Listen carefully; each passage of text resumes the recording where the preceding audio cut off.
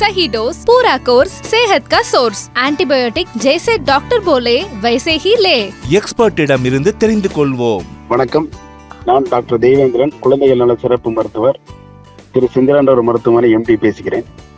குழந்தைகளுக்கு சிறு நோய் தொற்று ஏற்படும் போது ஆன்டிபயோட்டிக்ஸ் எனும் மருந்து உட்கொள்வது மிகவும் நல்லது.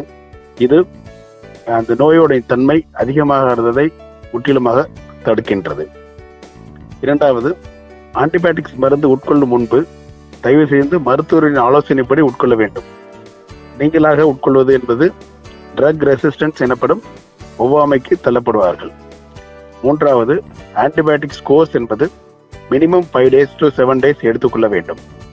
சில பேர் ஒரு நாள் அல்லது 2 நாளுடன் நிற்பாட்டிக் கொள்வது என்பது முற்றிலும் தவறானது.